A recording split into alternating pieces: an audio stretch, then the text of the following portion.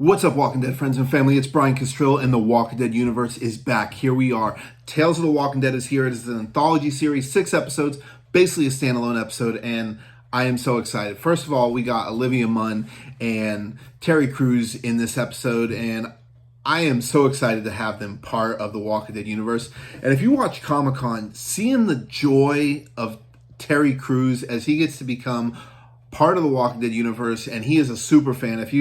If you've seen him, you already know, but him and Olivia Munn did absolutely amazing this episode. I absolutely loved it.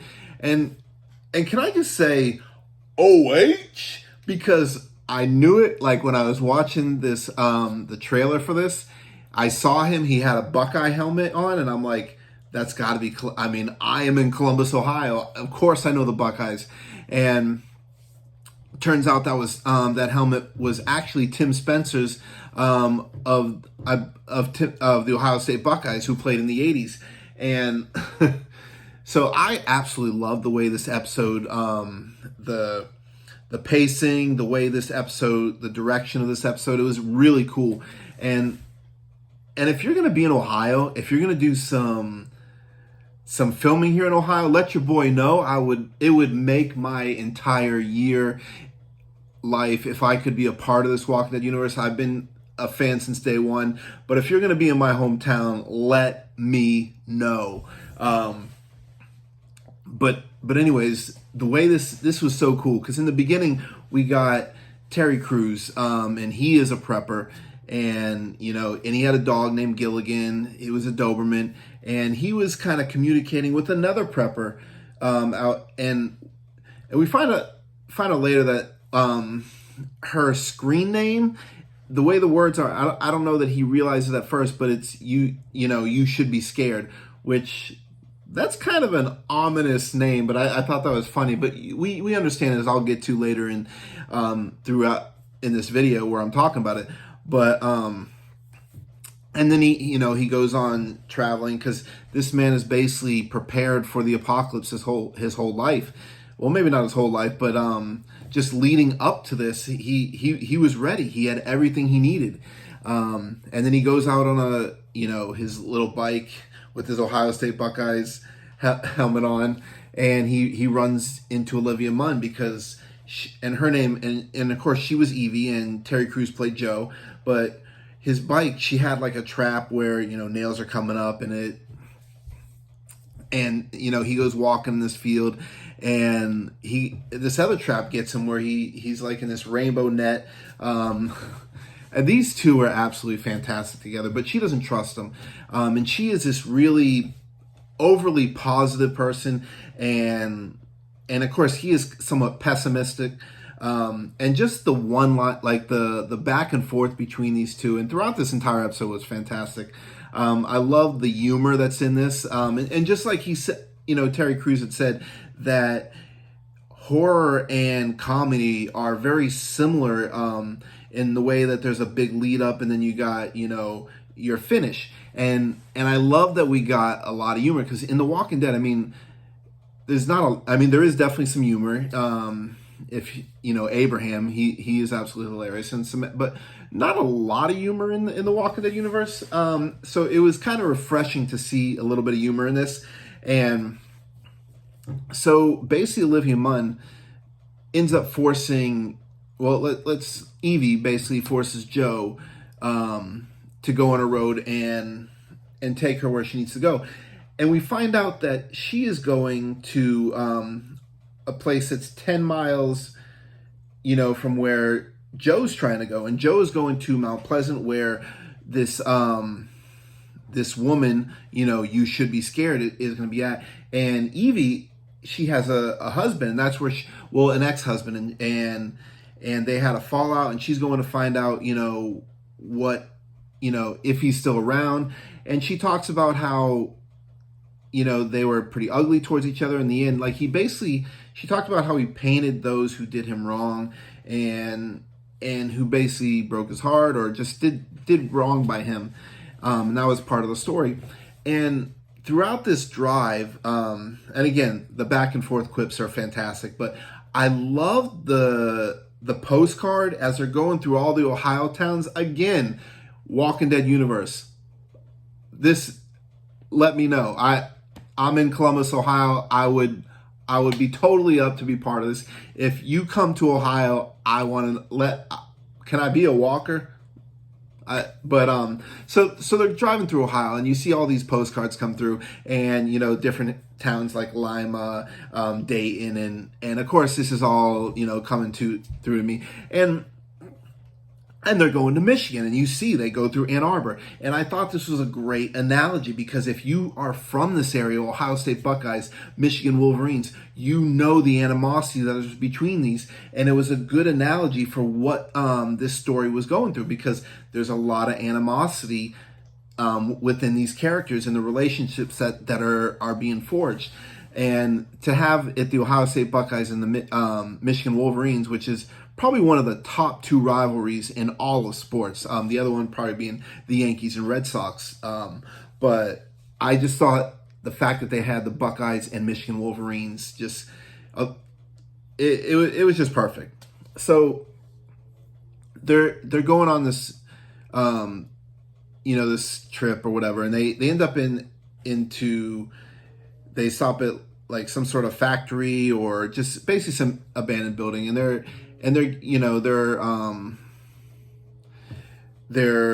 forging their relationship. But before they got there was this moment that was, they slept, because leading up to this, she had him handcuffed, tied up. She did not trust him at all. But it wasn't until they kind of, had this moment in the woods and all these walkers.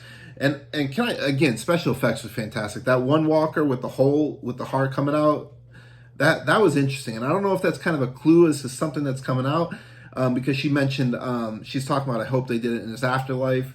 But that was kind of interesting. I don't know if that's, maybe we'll get something later on that, but anyways, after that, and she realized that he was going to help her the rest of the way, she no longer had him tied. And that's where, they earned each other's trust. But now back to this building. So, they're getting closer. He finds a bottle of wine. He has some sort of orange juice stuff that he gives her in powder. And she's like, doesn't want the wine, because, watching through this, you learn that she's kind of a vegan and just wants everything organic. In fact, one of the things he said to her early on, he's like, oh, so you're one of those new age hippie bullshit people. It's just fantastic. I enjoyed it. But then she calls him in, and she's reading this, one of his books. And then some random dude just comes in. This, I don't understand why. Maybe I missed something. If I missed a connection here, let me know, Walking Dead fam. But so he steals his bike that they were driving on with all of his stuff, his Tim Spencer helmet, which was really meant a lot to him. And he steals it, takes off. And, Joe grabs her gun that she was kind of holding him hostage with, goes to try and, shoot him and get back at him. And she's like, no, she's trying to stop him. But this guy gets away, and and he finds out that it was actually no bullets or whatever, which was funny. But the man left a baby goat tied to a rock. Like, what was that all about? Left a note. It's like, yeah, thanks for the bike. Have this baby goat. Like, I mean, that's cool. I guess he gave him something for it, but I'm wondering if this character is going to come back into play, like that bike, because this is happening 10 years, into, the post-apocalyptic world that we're in, which is pretty close to where we are in the Walking Dead universe. So he leaves this baby goat, and they take him, and he's like, well, at least, we'll have dinner. And of course, Evie didn't like that.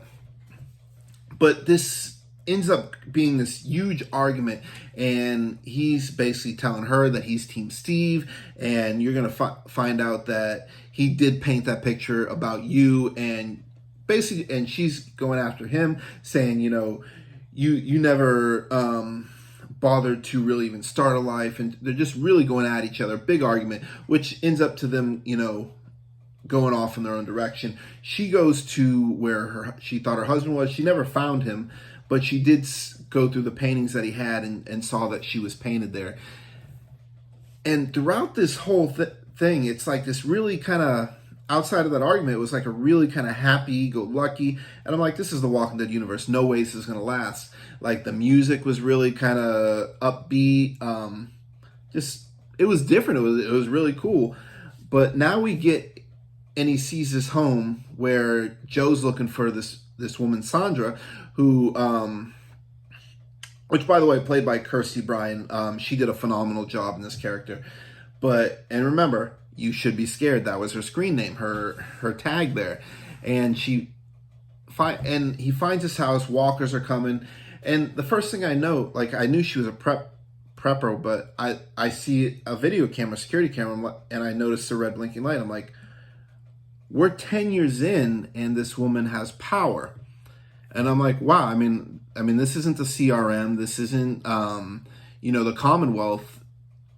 This is pretty interesting. But she was a prepper just like him. She had a whole bunker, and you'll find it's like a whole underground system. Really, really amazing setup that she had. And so she opens this door as these walkers are closing in. He jumps down and kind of hurts his knee, and she offers him this like chocolate brownie. But we find out later that it had, an edible in there, and he's, starting to get weary. And then we see her kind of go off, and she's putting makeup, and I got total Joker vibes. And we find out that this woman is a complete psychopath serial killer.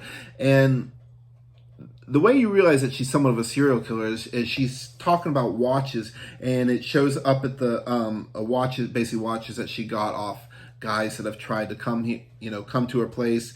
And she's asking, why are you here? Because she doesn't trust them.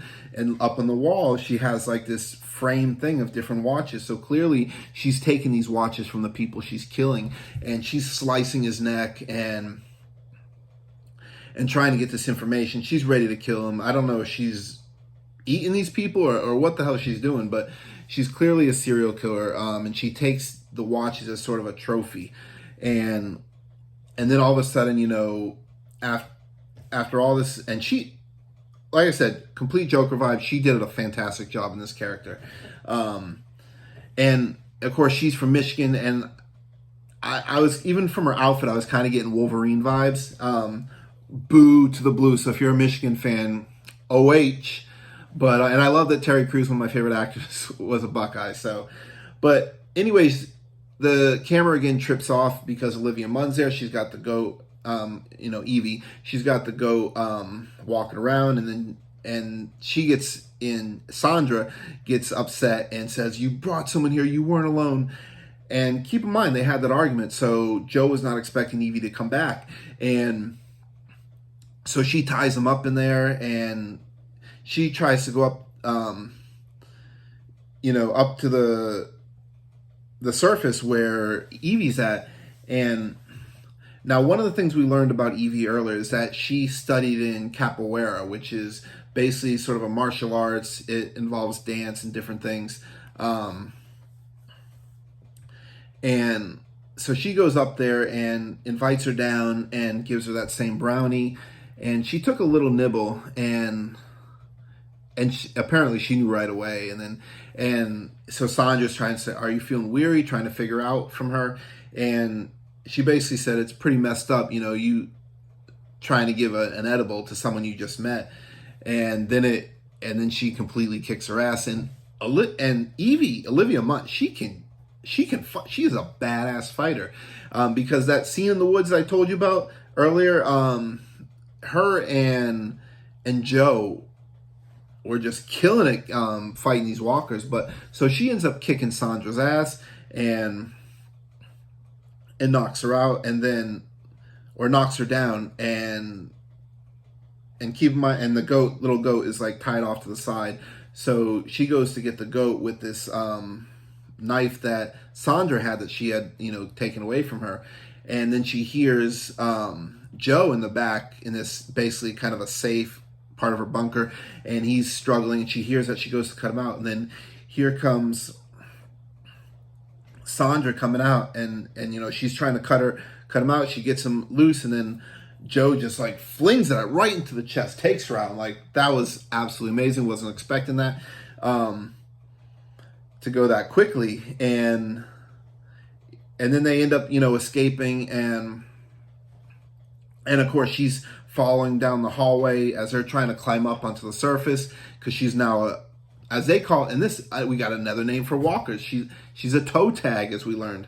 Which I'm loving all the names, and if you've been a Walking Dead fan as long as I have, toe tags, geek, walker, empties, so many names, and I love it. So the toe tag is another great name to the Walking Dead universe, but they end up escaping and just leave. And I'm thinking, like, if that's a prep room, I mean, there's so much stuff there. I hope they went back and grabbed some supplies, because to just leave that is kind of crazy. But then that's basically kind of, we see them on a bridge later. She wakes up, there's walkers, or toe tags now, all dead around her, and she's calling out for Joe, and then he comes back, and they kind of have a moment, and he's thankful that she came back, because she didn't expect her, and she's thankful that he's still there. So now they're like, this really good friends, and he's telling her, she's telling him that, basically be blessed. Like, you have a human in front of you, and in this crazy world, and we're still here, and just trying to bring some of that optimism into him. And I think it's starting to have this effect. That's basically kind of the end of the episode. But so they're still alive, and this is within the Walking Dead universe of where we are now, roughly. I'm not sure exact timeline, but are they still alive? Are we going to see them in the Rick and Michonne series? Are we going to see them in New York with, Maggie and Negan? Does this happen? Do they catch up with Daryl and go off with him to France? I mean, what's going on? They're clearly still around. But really enjoyed this episode. Definitely a different pace from the normal Walking Dead kind of dreary thing. This was really cool. And I'm so happy for... Terry Crews and Olivia Munn to be part of this universe. Especially, Terry Crews, he was so excited it gave me joy seeing how much joy he had. And of course, they have worked before, so their chemistry was absolutely perfect. Love the directing, the writing in this. I absolutely loved it. But what did you guys think? Did you enjoy this? Because I really did. And I'm wondering... I kind of feel like I want to see them again. I hope you guys enjoyed this as much as I did. But I'm gonna got a little tongue tied there for a moment. But yeah, this episode was fantastic. I hope you guys enjoyed. I cannot wait for the next episode. I'm hoping we see Joe and Evie again in the series. But as always, I love to give a shout out, and this is like no other one. And my shout out is going to Bridget Mason Gray, and you might know her as Punky Brewster, but I want you to check out her YouTube channel. She has a fantastic YouTube channel. One of my favorite videos is she went to this kind of arcade, and she played this Walking Dead game that was really cool. Got to experience it. Kind of a live action type game. You even got to use Daryl's bow, but I want you to go check her out. I'm going to put her link in my video. Give her a subscribe. Check out her content. Fantastic YouTube channel. She's kind of just getting started, but let's help her get up. But as always, thank you guys for watching. I love you guys. Can't wait for episode 2. TWE Family for Life. And Walking Dead Universe, if you're coming to Ohio, let your boy know. I want in. Love you guys.